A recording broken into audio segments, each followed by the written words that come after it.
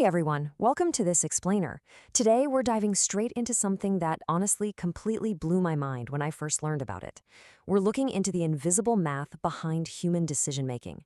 Once you see how this works, it totally shifts how you view the world. I mean, it literally reveals the hidden architecture behind everything from global economic policies right down to the everyday choices we make without even thinking. So, let's get right into it. Okay, so I want you to think about this for a second. Have you ever wondered why massive, fierce rivals like Coke and Pepsi almost always mirror each other's pricing strategies? Why don't they just drastically undercut one another to steal all the customers? You see the exact same thing happening in the telecom industry, right? Giants fiercely matching each other's data plans and tariffs down to the penny. If they're really competitors, why do they so often mimic each other instead of just racing to the bottom? Well, the answer lies in game theory. And look, if we strip away all the dense academic jargon, game theory is really just the math of strategic interaction. It was initially developed by mathematical geniuses like John von Neumann, and it basically analyzes how individuals or massive firms behave in competitive or cooperative situations to maximize their own outcomes. In short, it's the science of making decisions when the result of your decision depends entirely on what someone else decides to do. Think of it as the literal math behind trying to outsmart your siblings. Here is our roadmap for today. 1. The invisible games we play. 2. The famous prisoner's dilemma. 3. Rules of the matrix. 4. Finding the Nash equilibrium. 5. Zero-sum versus win-win. And 6. Game theory and reality. Section 1. The invisible games we play. You're already playing, even if you don't know it. We tend to think of games as just chess or poker or video games, but the scope is vastly larger than that. Life isn't just a series of isolated choices. It's a massive multiplayer game. Every single time you merge in traffic, you're calculating the speed of the other driver and predicting their behavior, right? Every time you negotiate a salary, or even just try to figure out who's going to do the dishes with your roommate, you are a player in a game where your payoff depends heavily on what the other person does. You're anticipating their moves, and guess what? They are anticipating yours. Section 2. The famous prisoner's dilemma. The ultimate test of trust. To really understand how this works on a micro level, let's look at the absolute most famous scenario in the entire field. Imagine you and an accomplice just got busted by the cops. They don't have quite enough evidence for the main charge, so they put you in separate interrogation rooms and offer you both a deal. If you both stay silent, you both get just 1 year in jail. Obviously, that's the best collective outcome. But if you betray your friend and they stay silent, you walk away totally free and they get slammed with 20 years. Here's the brutal catch, though. If you both betray each other, you both get 5 years. Now, to a mathematician, that exact tense scenario looks like a payoff matrix, and it shows a fascinating logic trap. The absolute highest incentive is for you to betray your partner so you can walk free.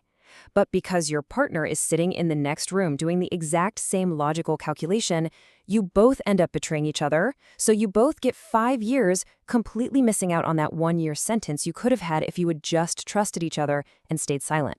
It perfectly highlights how rational people are often forced into a worse collective outcome. Section 3.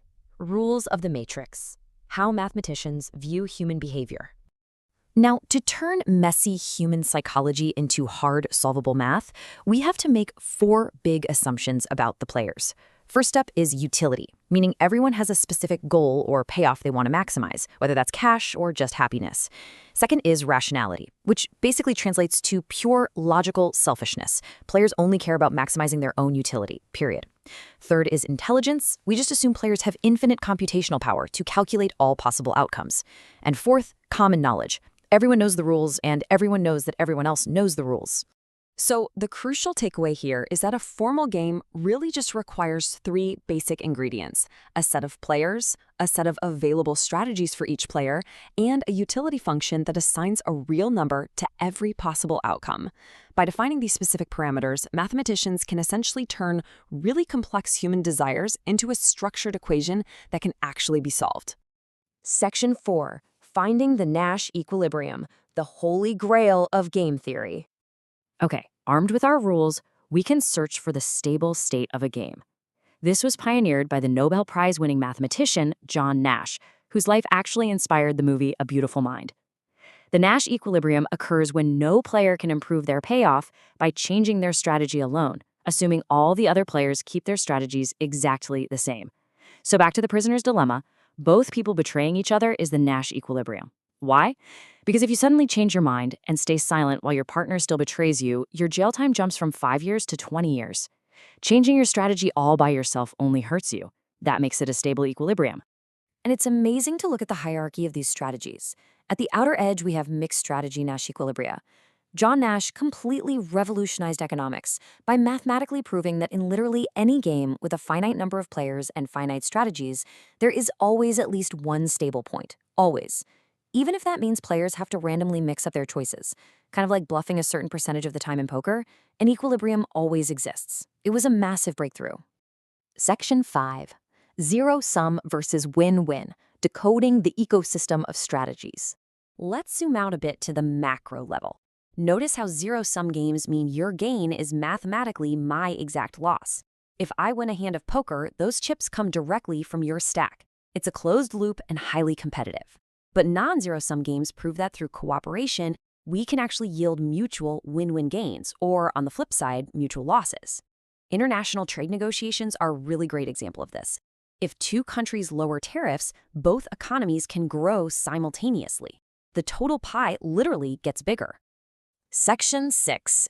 Game theory in reality, from the chalkboard to the real world. And look, this isn't just abstract math happening on a chalkboard in university classrooms. The exact same math that decides whether two prisoners betray each other is currently dictating massive billion-dollar environments. In economics, Amazon and Walmart use game theory to anticipate each other's logistics and pricing moves. Oil-producing countries and OPEC form cooperative coalitions to control global prices. It's even deeply embedded in biology, explaining evolutionary survival and mating strategies in animals. And in the military, it forms the entire backbone of deterrence and arms races. Game theory is, quite literally, the operating system of strategic global interactions. So I want to leave you with this final thought to ponder today. When you interact with your colleagues, your competitors, or even just your family, what kind of game are you playing? Are you treating it like a zero-sum poker match where someone definitely has to lose for you to win? Or are you actively searching for that perfect Nash equilibrium where mutual strategies align for the best possible collective outcome? Knowing the rules of the game is the first step to winning it. Thanks so much for joining me on this explainer, and keep an eye out for the invisible math around you.